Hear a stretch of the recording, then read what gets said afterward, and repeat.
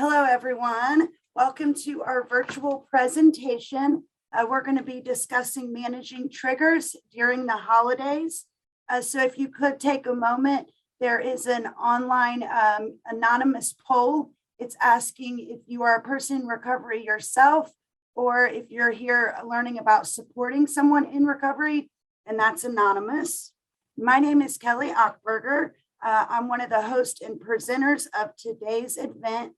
And today we hope you take away a handful of valuable content. So one more thing, if you wouldn't mind to take a second to enter your name and organization in the chat, just so we can know who joined us, that would be great. And then also please click speaker view at the top right of your screen instead of gallery view. And then lastly, I just wanted to let everyone know that we are live on social media. So it's up to you if you want your camera on or off. So like I said before, my name is Kelly Ochberger. I'm a peer supporter at BrightView Health. So I work out of the Coleraine office. I've been at BrightView for about 3.5 years. And then we have Dr. King with us. Would you like to introduce yourself? Thanks, Kelly. Yeah, good afternoon, everyone. I'm Nav Kang. I'm a psychologist by training. I've had the fortune to be the Chief Clinical Officer here at BrightView for the last couple of years. So excited to connect with you all today and have some discussion. Quick note from me, like if you guys have questions along the way, feel free to throw them in the chat. I know we got some during the registration process, so we'll have some time for question and answer as well. Really excited that you all have made some time to join us today. So thank you for that. So we're looking forward to having a discussion about helping our clients, patients, and family members stay sober through the holidays. So what we're going to cover today is managing triggers, utilizing specific coping skills, addressing feelings of isolation, grief, and all the emotions that can come along with the holiday season, as well as encouraging boundary setting. And then at the end, we'll have a question and answer time. So like Dr. Kang said, if you want to just put them in the chat, we'll be paying attention to those and get to them at the end. At this time, I'll give it to you, Dr. King. Thanks, Kelly. So we're going to talk about a number of different things today. I think we want to make our discussion as generally applicable as possible. So I'll give you the broad strokes first on like, why are we talking about this, right? So I think anecdotally, folks can probably resonate with the fact that like the holidays are a stressful time, and various stressors can be triggers, whether it's for substance use or anything else. And so, we should probably prepare and talk about it. But I think we want to underscore some of that notion with some data as opposed to just anecdote, right? And say that, is it just seemingly a more stressful time of year? Because isn't every part of the year stressful? Is this a more stressful time? Is this really a time where we see exacerbations of substance use disorder, or that we see, folks presenting with more diagnosable concerns or seeking treatment or that kind of thing? And the answer is yes, actually. This is one of the busiest times of year for us as a treatment provider, both in terms of new patients accessing services for the first time, maybe, and also for existing patients just looking for more support and that kind of thing. And that's just specific to a patient population who's formally in treatment at a provider like us here at BrightView. More globally, you also see quite a bit as it pertains to general stress levels and everything else. Several points on the screen here. I'm going to tick through them a little bit about why. But I just want to underscore, like, we're having this discussion today because this is a real problem this time of year, in particular. And we want to have some discussion on how folks can adequately prepare. And kind of going with that is just the idea that there is time to do that, right? So we have the holidays coming up in terms of Christmas and New Year's. We've had some other holidays that have come and gone here in the last few weeks, but there is still time to take some of these ideas that we're going to talk about today and implement them, learn from the recent holidays that have passed, and even apply them here in the next couple of weeks, if that would be helpful to someone. And then certainly take some time after the holidays to reflect and prepare for 2022. So I think generally what we see is that there are a lot of gatherings, right? And this year in particular is likely to include a fair amount of parties or gatherings or family reunions and that kind of thing, especially with the pandemic from the past 18 months. When we think back last year, many people had a pretty unique experience around the holidays where those gatherings didn't happen, right? Or they were significantly limited in scope in terms of the number of people who were gathering or the amount of travel that folks did. So around those kinds of venues, whether it's party or family gathering or that kind of thing, alcohol in particular, but also other substances can be more normalized, right? That it's a celebratory time, and so therefore alcohol and drug use almost comes with the territory. And so that can be a risk because of increased levels of exposure, right? More folks are talking about it, and more folks are engaging in substance use. And so for someone with a substance use disorder, that could certainly serve as a trigger. And again, going further, the environment of a family gathering, especially if it's called a party, can certainly just make things trend into that direction of more commonplace or more frequent use and therefore more exposure. Around the holidays, we also see, again, a lot of contextual changes, right? So, and this year probably exacerbated again when it comes to the unique context of the pandemic and the supply chain crisis and things like that. But certainly there's a lot of work that goes into planning any type of holiday events. And so there's stress associated with travel, there's stress associated with buying gifts or preparing for any family gatherings. If anyone's been out on the roads here recently trying to go shopping, doesn't matter what time of day or what type of store you're going to, it feels like no one's going to work, even though unemployment is at one of the lowest rates ever. And so there's a lot to plan and a lot to deliver with certain deadlines. And I think that just raises our global level of stress. And so many times what happens when we have those kinds of contextual factors kind of bearing down on us is that our typical self-care regimens can get disrupted. So, and that, again, this applies to folks who have a substance use disorder and those who do not. So when we think about our typical routine, certainly kids are out of school, work schedules can be different. There could be different types of deadlines as it pertains to the end of the year in general. And then you have the unique pressures of the holidays themselves and preparing for gatherings and for rituals and those kinds of things that happen within families and other social groups. And it can be very easy to feel stressed and then not be sleeping on the same schedule, not be getting up to do exercise in the morning, let's say, not be eating on the same routine.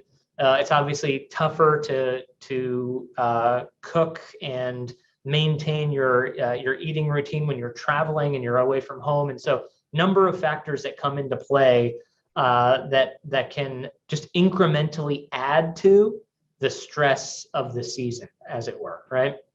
And so when it comes to those contextual factors, I think it's hard to understate.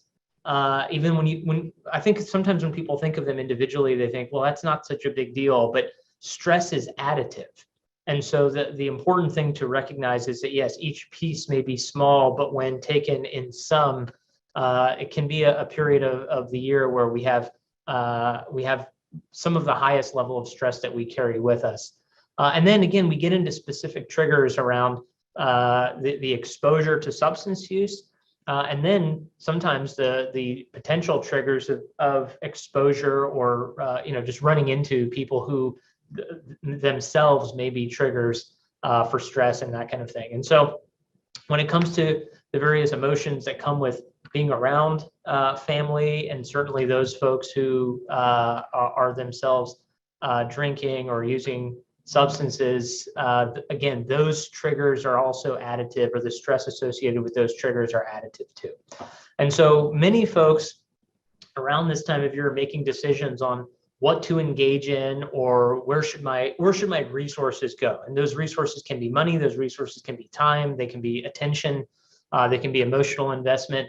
And when you have these contextual factors that are pulling your mind share towards them, we make some rational decisions about what needs to get sacrificed, right?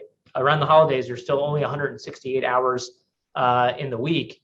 And especially on a compressed holiday schedule or a compressed holiday season like we have this year, it can be even that much more compelling to make those rational choices and like sacrifice some things. So like, I'm going to skip going to some meetings, or I'm not going to go to as many of my typical doctor's visits or counseling sessions as I usually go to. I might skip a group here and there because people think, I've got to get this other stuff done. It's not going to be such a big deal. Again, trying to make a rational choice with limited resources, time, money, everything else like that. But again, those things then start to chip away.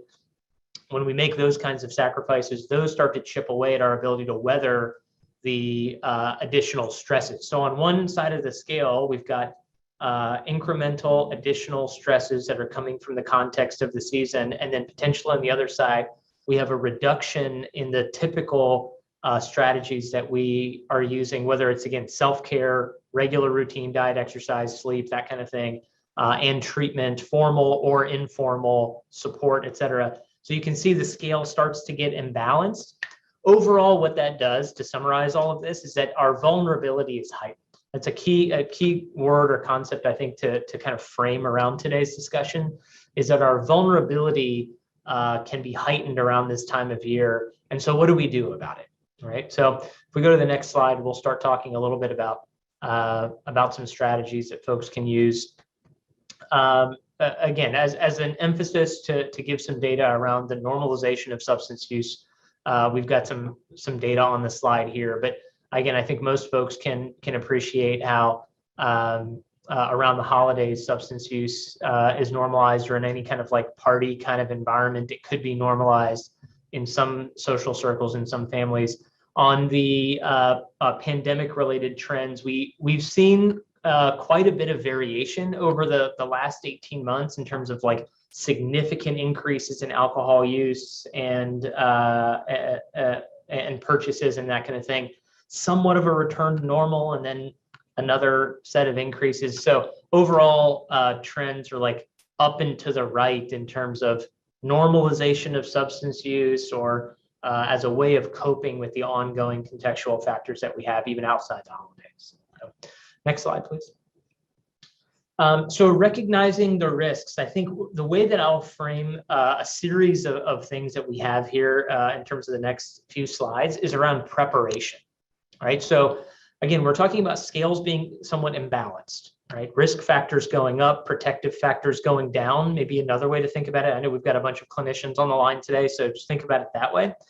And so when we think about rebalancing the scales, preparation can be something that helps to reduce our vulnerability, right? So our vulnerability overall is increased. How do we start to mitigate that or do something about that? Preparation, I think, is key. And so, again, as I said earlier, there is still time to do some of the things that we're talking about today, and certainly to learn from recent or past holiday experiences as well. So for folks to just ask themselves some questions, right? What are some of the risks that you personally perceive, or what are some of the personally applicable triggers that we're talking about for you? So if we're talking about a certain event, who's going to be there? Who's planning the event? What types of events does that person or that household typically put together? When we're thinking about, who am I going to spend time with when I'm there? Who am I going with, if anybody? What are the things that I need to be true in order for this event to be successful, right? So, and even I think more concretely than that, what does it look like to feel like you have navigated that event successfully, right? So I don't want to engage in any substance use. I want to feel like, I'm leaving there emotionally centered, just like the way that I feel like when I'm walking in. And so when we think through what our personal risk factors are, the personal versions of the bullet points on 2 slides ago, that helps us to start making a plan on preparation and what I'm going to do like this week leading up to what's going to happen this weekend, or what I'm going to do over the next 2 weeks before the month ends, and that kind of thing. Next slide, please. So when we think about managing events, preparation again is key. We've got an acronym here on the screen that I'm going to walk through briefly as well. So the HALT acronym is one that I personally enjoy just because of how foundational it is. And I think everyone can resonate with this, right? So the way that we go into a context or an event, that personal presentation of it or that personal feeling of it kind of sets the baseline, right? And there are some things that we can do to help solidify that baseline and even kick off an event in as healthy of a way as possible. And I think, again, many people can resonate with it. So the H in HALT is hungry. It's less than ideal to show up to a party or an event that could be stressful if we're hungry. And I think, we can apply this when we go to the grocery store too, right? Probably everyone has heard of the idea that you shouldn't go grocery shopping when you're hungry because you're more liable to spend more money. Because you're hungry and your eyes are bigger than your stomach or whatever it is, and you end up buying more things. But the idea of being hungry then also extends to our emotional feeling as well. We're just more irritable when we're hungry. Obviously, I think everyone has heard the term hangry before. That actually goes right into the A. That if we go into an event feeling angry already as well, or if we already feel triggered, then again, we're already at the tipping point of not feeling our best self. And so having something to eat, something that's substantial enough that will keep you full, but then not have it be something that's going to make you feel upset or overly tired and that kind of thing is important. If you're feeling angry before an event, then that's also something that applying some skills to bring the level down before going into an event. Don't schedule an important phone call or interaction or something that happens right before going to a social event or a party or that kind of a thing. Similarly, when we feel lonely, that's the L in the HALT acronym, that can be a stressor or a risk factor in and of itself. That we go to the event feeling disconnected from others or hungry for attention could be another way to think about it too. That I want folks to pay attention to me and I want to feel seen or heard, which we all resonate with. Can certainly be, again, something that reduces the strength of your foundation before you even walk in the door. And again, similarly, if we're feeling tired, which is the T in the HALT acronym, if we haven't gotten a good night's sleep, then again, our general vulnerability is raised to be just more irritable, less likely to remember all the details of our plan, and things start to kind of fray. So hungry, angry, lonely, tired, these are not great ways to go into really any stressful event or any kind of potentially triggering kind of event.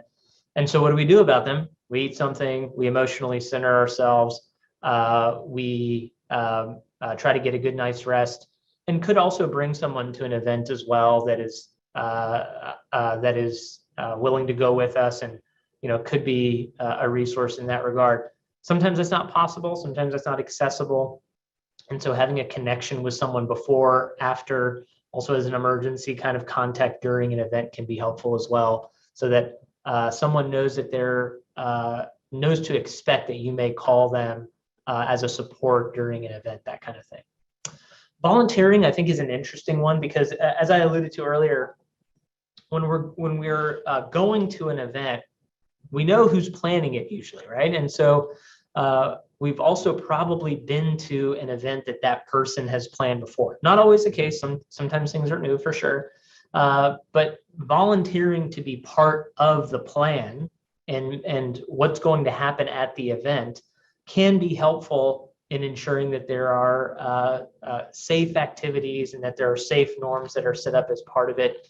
And it was also just an occupying thing to do. It also helps with that loneliness factor of feeling connected to the event and the planners and everything else. It gives a sense of control to the overall event process that could otherwise feel like, hey, I'm going to this thing and I'm going to be subjected to potential triggers, and I don't have my hands on the wheel and that kind of a thing. Shifting the focus, many times I think people comment on this feeling of people are looking at me when if I don't have a drink in my hand, and so therefore I need to blend in and that kind of thing.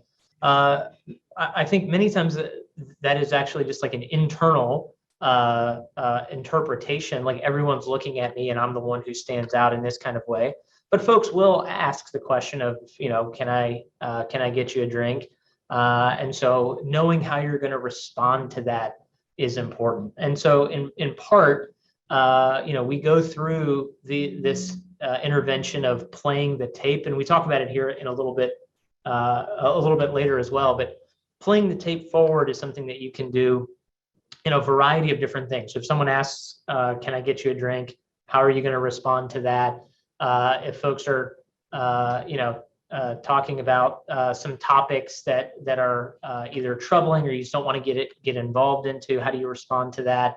And I think many times we have these catastrophic thoughts that we expect to be the outcome. Like, well, if I turn down a drink, then someone's going to be upset with me. Or, if folks are telling, war stories or whatever from the past, and I don't want to participate in that, then I'll be the downer or something like that, or the person who's not wanting to have fun or engage with other people. So I think playing the tape forward and practicing how you're going to respond, again, we'll get into a little bit more detail here in a couple of slides, can be a helpful way to defeat some of that catastrophizing, because those catastrophic outcomes have likely not happened before and maybe haven't happened at the severity that we anticipate that they're going to.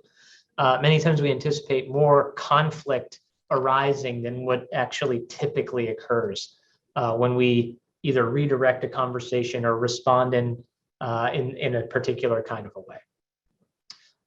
We're talking about preparation throughout here, but the note here about preparation is as you can see on the slide, just some of the very specific things, like what time am I going to get there, what time am I going to leave, and then sticking with that plan is very important. Again, I think sometimes people think, well, I'm going to plan to leave early, and so then I'm going to get looked at as the person who's not as engaged or doesn't want to have fun or that kind of a thing. But having a cover story or a reason to leave and that kind of thing can be helpful. I'm not talking about having to lie or something like that, but having a clear boundary, and here's why I'm leaving, and it's up to you as the person of what that reason for leaving is, and it could include no reason, I have something else to get to, and the amount of data that's shared is up to you. But I think the idea of having a plan, including start and end times, is essential, not just like what you're going to say while you're there, and what are you going to do, and who are you going to talk to when you're at the event, and that kind of a thing. And then the idea that the plan is going to go exactly how we think of it is also, I think, important to reference, right? So that we can do a lot of preparation, but in the end, the real world doesn't always work out exactly how we're going to plan it in our mind. It could be quite different. And so having a sense of confidence that, hey, I've done the planning, which is just as much about process as it is about content, right? So, I planned this conversation, but I didn't plan this conversation. Oh my goodness, I have no idea what to do. That's not accurate. That's catastrophizing starting to rise up. And so having done enough preparation and planning for as many of the details and as many of the broad strokes as you can, reminding yourself that that is adequate levels of preparation that will help me have a successful event and that kind of thing. Next slide, please. So again, when we think about preparing, I like to think of this specific intervention of what we call a cover story, right? And so folks talk about this kind of stuff in a variety of different ways. So ultimately, it's up to each person on if and how they talk about this at all. But many times when we're making behavior change in our life, the systems around us notice that, right? And we kind of want them to, because we're hopefully trying to change for the better. But what systems tend to do is that when we change and the system notices that, the system oftentimes pushes back and wants us to go back to how things were before, right? So again, just like scales like to be balanced, the family and social systems around us may push back on us when we start to change specific to substance use. So, if you show up at a family event where there's typically drinking going on and you've engaged in that before, if you decline a drink this time, folks may ask, and you may or may not want to tell them much or anything, or you may feel much safer and tell quite a bit about the recovery journey that you're on or the behavior change that you're trying to get into, right? And sometimes this time of year especially, it can just be as simple as, hey, I'm starting my New Year's resolutions a little earlier than anything else, right? But ultimately, how are you going to talk about that when the system kind of pushes back at you, or when the social setting that you're in pushes back on you? And having a plan on how you're going to talk through that, and how much you're willing to disclose, and what would feel comfortable in terms of sharing. Because when we don't have a plan for something like this, it can either be something we push back too hard on, or we over disclose and then feel embarrassed later and have a sense of regret and that kind of a thing. And knowing what am I willing to share about why my behavior may be different than it has been in the past, or what I'm working on, or how I'm trying to improve, or again, whatever language that makes most sense, right? Again, we talked about boundaries a little bit around time and what time you're going to arrive, what time you're going to leave. We actually have more detail later about boundaries, so we'll just move through that piece a little bit quicker. But I think when we're at an event, and it's especially when it's not going exactly how we planned, that feeling of stress is something that that we can do something about. And I think that the next intervention around offering to help or getting involved can be one that's quite helpful, right? So we can busy ourselves, or we can redirect ourselves towards something around the event if things aren't going exactly how we planned, right? So just the idea that, hey, we have a plan in mind. I'm going to try to execute that plan, when I'm going to show up, who I'm going to talk to, what I'm going to bring, all the other things, what I'm going to say, how I'm going to respond when these kinds of things come up. But then that pivot of, hey, the plan's not going exactly as intended. This person's sitting next to me, I wasn't planning to talk to them at all. I'm caught in a conversation that doesn't seem to be ending, and I'm trying to get out of this. The idea of redirecting ourselves to have some idea of like, well, what would I do? What would I go occupy myself with if that were to happen? How could I pivot, right? And so offering to help is one like broad stroke category of how we can do that. But sometimes it's just as simple as like, hey, I need to go to the restroom, and I can take a break that way too, right? And so moving yourself out of the context and having a way to pivot, I think is important. And again, going back to how you craft that cover story, just the idea of recognizing differences. Not everyone's going to get it. Not everybody understands recovery. Not everybody understands treatment. Not everybody understands just even the more basic idea of like, hey, I want to just decrease how much I drink, or something like that, right? And so understand that that some folks won't understand, and give them some space and some grace, just like you're hoping that they're going to give to you, can be a nice piece of reciprocity as well.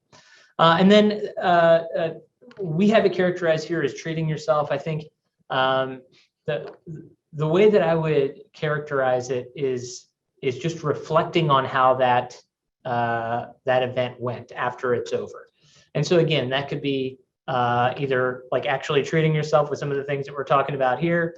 It might be that you go to McDonald's and you get yourself some French fries because you haven't had those unless you go through something stressful or whatever. It could be a bubble bath, could be a video game. Some people go to a meeting, some people call a sponsor, some people call a friend, and some people plan that stuff in advance to say, hey, I'm going to go to this family gathering, this work party, whatever it's going to be. I know it's going to be stressful. Can I call you before?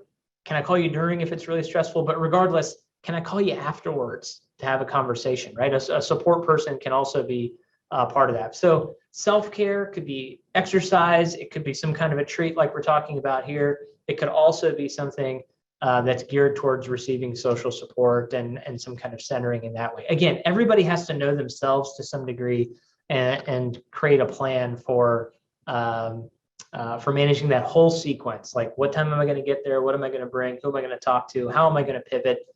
When am I going to leave? And then how am I going to kind of wrap the whole thing up afterwards? Next slide, please. So when we think about mental health and addiction, when we think about the holidays, when we think about the various feelings that can come up, there's a couple of different intersecting trend lines here I want to highlight in particular for this year. So feelings of isolation and grief can come in a variety of different forms. So one is, I think one that most people can just generally appreciate. Hey, it's the holidays, especially for like family or social events. We may be missing some people here, right? And that could be because they passed away, and that could be recent. It could be a long time ago. Obviously, we've had 800,000 Americans die of COVID-19 in the last year and a half. So there's quite a bit of grief and loss going around in that regard. That's more recent. But again, it could be a much more remote sense of loss. For folks in recovery, I think a lot of times people don't appreciate this, that for folks in recovery who are in treatment, have removed some of the social connections that they used to have, there's still a sense of mourning and grief that comes with those lost connections, right? I think sometimes it's overly simplified to say like, well, that's an unhealthy relationship, and so good that you got out of it or something like that. But people don't really work that way, right? When we care about someone or we love them, those feelings were, real and valid in their own right as well. And so when those relationships were disrupted or cut off, or maybe someone who's still in active use themselves, and then you're just genuinely worried about them because you care about them, all of those feelings are real, can be tied up in a lot of grief and loss as well. And so, the idea around the holidays in particular, but frankly, that's something a lot of folks carry with them all the time, right? That I made it through, I'm in recovery, and maybe others didn't because they again either passed away or they're still struggling. And so important to recognize if you have any of those personal kinds of risk factors. Again, these are all risk factors that could lead to elevated risk of getting triggered and that kind of a thing. And again, some relationships that are healthy may have been strained in recent times for a variety of reasons. And so how am I going to talk to that person if they're there? Am I going to talk to them at all? And if so, should I do that at the event, or should I plan a time with them outside of the event? Again, hard to make decisions on that kind of thing and give a global recommendation, but these are important things for each person to think about, and again, try to plan for, so that the event itself or the holidays themselves can be as smooth as possible, right? And again, just generally, I think we got one question that came in as part of the registration. How do we cope with the constant negative news stories? Well, not just negative news stories, but all of the other things that are that we can get exposed to in terms of like what our social networks are doing and what people are doing out there. Staying off social media or just reducing our exposure to social media news feeds and cable news and that kind of thing in general can be a way to just generally reduce some of the stress that we have, whether it's, again, around the current context of the holidays, or we're thinking more broadly about the pandemic and the state of society or any of those kinds of things that do appear to be constantly negative. So certainly turning those things off or turning them down, having some structure around how much time I'm going to spend in my social media news feed can limit exposure to either bad news or reminders of lost connections or stressed relationships or any of those kinds of things. And sometimes I think the risk that people run when they think through implementing some of these kinds of interventions is like, well, I'm just not going to go around people at all. But that's stressful in its own right, because we can't run from our own thoughts and feelings. And one of the feelings that we're likely to bring up or generate in that then is loneliness, right? And so being around other people can be quite a compelling and and driving kind of factor. And again, doing so with intentionality is, I think, what's key. So I had a lady once that I knew that would get into a cab and just have it drive her around to sit at restaurants so that she could hear the conversations of others, because she just felt so lonely. And that wasn't an intentional thing. It was a strategy that just came up by happenstance. Had a patient that would just sit at the local McDonald's down the street because people would be there and be around and that kind of thing. And in some dose, that was actually helpful, for him to be able to do that. But having a plan for what helps you feel connected and centered and mitigate some of these emotions, I think, is key. Next slide, please. So again, to summarize a lot of the things that we've talked about here, when we think about preparation, that sets the foundation, right? So asking yourself, how do the things that we've talked about today apply to you? Practicing what I'm going to say, how I'm going to respond. What do I think is going to be the outcome? And being honest with any catastrophizing that you might be doing that can help to challenge. Is that really likely to happen? Actually, I don't really like how I said that. I don't like how that sounded. Let me try a different way of phrasing it. Actually, doing some of this stuff out loud can be quite helpful, and actually doing it either with a support person or even with a therapist can be quite helpful as well, because then you actually get to role play and game plan out the way that a conversation will go or how you'll respond to a given scenario. And again, when we're talking about a discrete event, having a plan for when I get there and when I leave, knowing what your risks are and that kind of thing is going to be a way that you can create that preparation plan. So you do have to have some self-knowledge and some contextual knowledge about any events that you're going to. But again, if we're applying this broadly to the holidays, then knowing yourself, what are your triggers, evaluating for yourself, what are some of the things that are starting to fray, that is my protective factors that are starting to fray, and how do I make sure that, starting today, starting now, I make sure that I, have the diet that I need, I go to bed on time tonight, that I, exercise on what my typical schedule would be. Those rational decisions that we try to make when we have limited resources, let's reevaluate what the rational decision making is. What can I really sacrifice? Well, probably not some of those protective factors, because that's what will help me navigate everything that we're talking about here. Next slide, please. So when we think about a clinical context, the idea of role play that I just referenced quickly is really a cool one. I think so if you're a clinician, the general recommendation that I will give you, or the general piece of advice I'll give you, is that your patients will be as excited about role playing as you are. So if you don't feel invested in doing a role play, and for any clinicians who are on the line today, I think we can all appreciate there's been times where we've done a role play and done it half-heartedly. And just think back, how well did that go? Probably not so great. And we can all think of times where we were much more invested in it. Hey, this is why we're going to do this. Yeah, it might feel a little contrived for a second.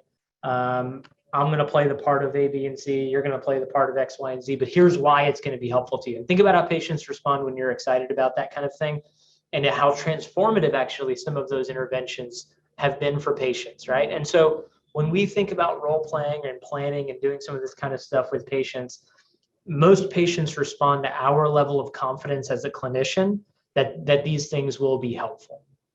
And so bringing that energy to the table about why we're going to do it, but then also not over talking it. Like, let's get into it. Let's start doing some of the work, and you can see what the impact will be through a brief role play, which then can lead to a series of role plays in that session. And again, it depends on the patient, what they need to role play through and what they need to talk through and that kind of thing. But the act of actually doing it intentionally out loud, and then evaluating, how did that sound? How did that feel? That kind of a thing can really help folks build their preparation model of how they're going to say things, how they're going to respond to questions, and that kind of stuff. If you're not in treatment, or if this isn't accessible for some reason, role play is still otherwise applicable. We can role play conversations with friends as well, right? So I'm going to go to a family event, or I'm going to go to a work event. And so I use a friend or sponsor or someone else to just role play through some conversation and support me through how I'm going to say something, how that felt. Well, that wasn't right, but I don't know how else to say it. Can you help me think of some other ways that I might want to phrase that, and that kind of thing? And then maybe even the other person can help you think through like what types of unplanned things could happen, and how would you think through this? So having a third party, if you're the clinician leading a patient through it, all of those different factors can really help create an effective role play. And again, have the person leave the session with a sense of confidence and, okay, I've done some intentional preparation for how this event's going to go, or how this next week is going to go, and I'm having so many reminders of around the holidays and stressors and other things going on. Next slide, please. So I think I'll close out here with some commentary on boundary setting. Some people call it like limit setting or that kind of thing. I think, boundary setting oftentimes starts with just the idea of giving ourselves permission that we can and should set boundaries. The expectation that boundaries are things to think about, and that I have a right to set them. And that can feel very uncomfortable for some people who don't necessarily think that way, that I should attend to boundaries and enforce them. Most of us, I think, are conflict avoidant, and we, for some reason, conflate boundary setting with conflict. Like if I set a boundary, it's going to lead to an argument. That goes back to the whole catastrophizing concept that we've referenced here a few times today. So when we think about setting a boundary, yes, sometimes it can lead to conflict, but many times it doesn't. Many times setting a boundary is actually just about clear communication about what your needs are.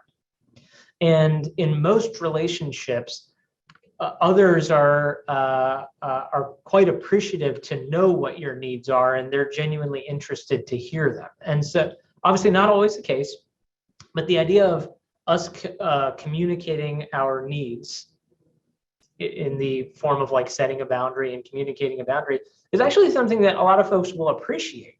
And so the assumption that it's always going to lead to conflict is one that we certainly want to challenge, in that kind of thing. So we've got some examples on the screen of like what different boundaries can be, what they can look like.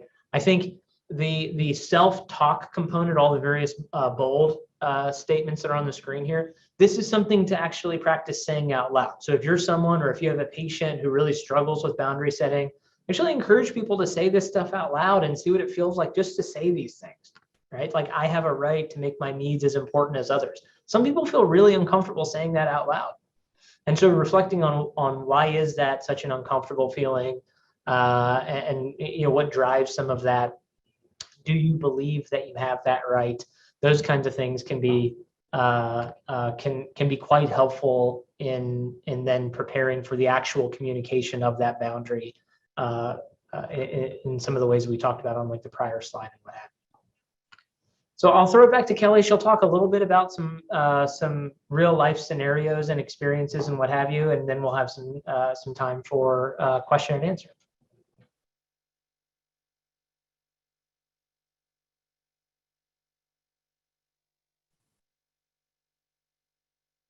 All right, thank you, Dr. King. That was some really good information. I could relate to a lot of it through my own experiences. So I've been in recovery for 6 years now. And so just looking at my first few holidays in early recovery were definitely very stressful, still are today. And I have learned I have to take better care of myself during this time of year, especially with the weather and it being cold outside, not being able to get out as much and have enough sunshine. So I just have to take extra good care of myself. But those first few holidays were definitely difficult because, really I was the black sheep of my family for many years. And so my family didn't know what to expect from me from each family function to the next, what my behavior was going to be, or what kind of state of mind I would be in. so those first few holidays were really hard. I didn't know if, people were going to make comments to me or if I was going to kind of feel judged. So I think planning is probably the number one thing that we can do. We talk about it in group and we call it setting ourselves up for success. Putting all these things in place so we can have the most successful outcomes. And so I think that's really important to do. What we have kind of been talking about in group is the different scenarios that patients are going to be faced with this holiday. I have one patient that her family uses, and she has decided that going to the holiday with her family is not going to be beneficial for her. And so she's decided to avoid it altogether. And, that's okay too. We've talked about just the main thing is keeping your recovery as the number one priority. You've worked hard to get where you're at.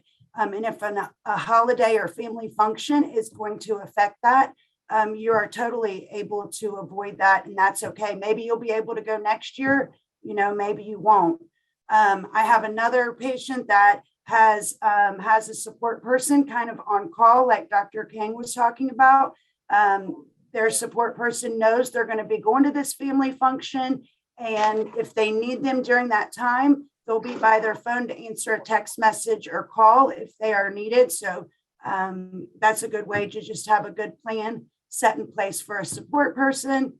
I have another patient that she has a family member that she's used with, right? And so at holidays or family functions, she's went outside with this cousin or they've left together and used substances.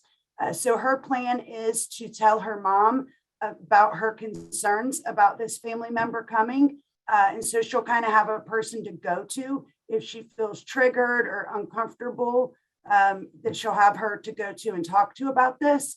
And we talked about, maybe her cousin will see how well she's doing in recovery. And maybe that'll give him some hope and make him, want to start making some changes.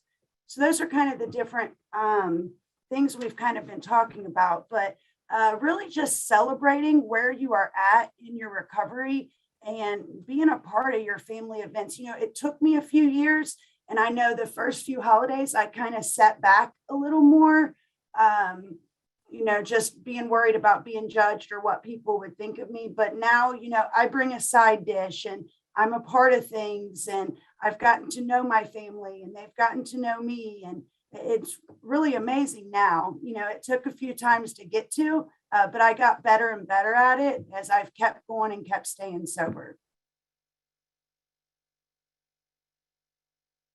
We've got some quotes of things our patients said. So let's see.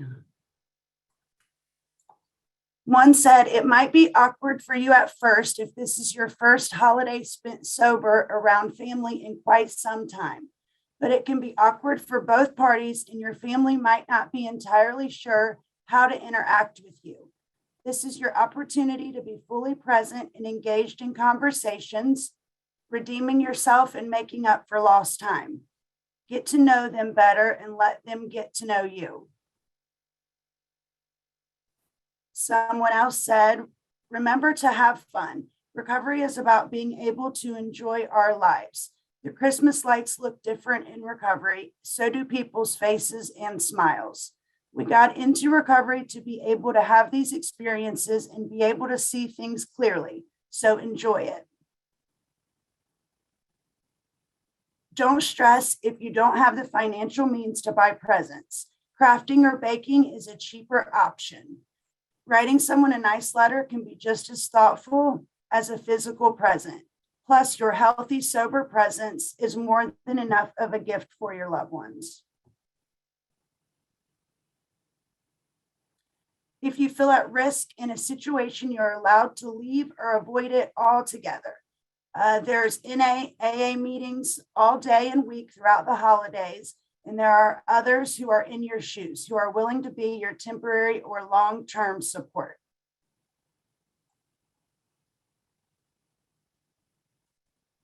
Showing up sober to a family event is worth more than any gift money could ever buy. Those were some good ones. All right, so we'll do a few minutes for questions and answers if anybody's got anything.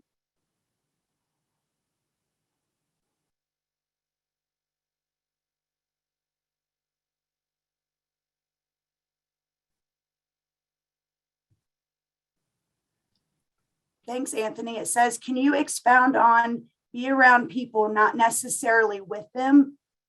I usually feel bad if I'm around people, but still lonely or disconnected. I think we can both probably comment on this a little bit. So the idea here is that if you're feeling lonely, that will probably not get any better if you're just at home and totally isolated, right? Obviously, we can feel lonely and isolated even when we're around other people. But I think of this just more purely from a behavioral standpoint of like successive approximations of where you want to get to. You want to feel connected. You want to feel seen and heard. When you go to, let's say a coffee shop or sit at the McDonald's or whatever it was from the examples that I was sharing earlier from prior patients, yeah, you don't necessarily feel connected, but you do on some level feel seen and heard because there are other people to interact with. And that may even just be the staff at the restaurant, right? But someone's talking to you and it's a incremental approximation towards where you want to get to of like having genuine and deep conversations and connections with other people. The feeling of, I feel bad if I'm there and I'm not connected to others. That feeling of guilt maybe, or like I'm intruding on other people's space, that's something that the individual is carrying with them. And that's definitely worth exploring. But typically the folks at the table next to you aren't looking at you like, well, what's he doing sitting there by himself? He should only be here if he's with somebody, right? Those are all things that we're projecting onto others when we're feeling lonely and isolated. And also to add to that, I would say like when I'm home by myself feeling lonely, that seems to keep snowballing. If I don't start to do something and make some changes, it seems to get worse. And it could be just, trying different things to see what works for you. You may enjoy AA, you may not. You may enjoy church, you may not. You may enjoy joining a gym or just kind of finding those things that might work for you. But if I kind of stay home in it by myself, it just tends to get worse for me.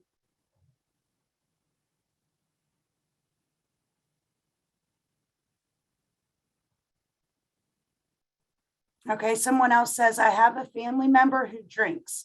My mom calls me to come and take him home, so I'm always the bad guy. But mom keeps giving him money to fund his drinking. How do I break this cycle? Yeah, I'm sure we both have some commentary on this, but I'll just preface that by saying that that's a tough situation, because on one hand you're grappling with like, well, what do I do? Someone probably needs to take him home, and it feels like I should be the one if I'm called on. There's some other strategies that could be thought of in this way, in terms of calling a cab or something else. But I right now I feel hesitant to just give advice giving, because there's probably things that Faith you've thought of and have attempted to do and they've like worked or not worked or that kind of thing. And so that's a tough situation. I just want to validate that. There are some strategies that you could use though to like, not be the person who's taking him home or this kind of thing. Separately though, there is, an apparent issue with your mom funding the drinking and whatever that relationship is there. But again, whether you can confront that, when to do that, how to challenge whatever those dynamics are. Hard for me to give you like advice or a direction from just the chat message there. And so more of what I feel inclined to do right now is just resonate with like, that sounds like a really tough situation, and that is something that I would, feel like is probably a challenge for most people to try to navigate. But I think you probably take it apart into whatever pieces that you can in terms of defining what the aspects of that cycle are. And then when you try to challenge those or break those pieces of the cycle, probably warrants a deeper follow-up than we can get into here. So really just want to validate how challenging of a scenario that or a dynamic that you're describing there is.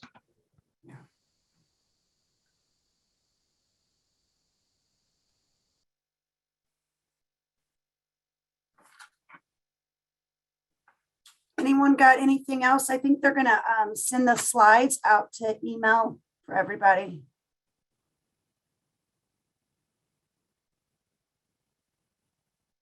Dr. King, you got anything else?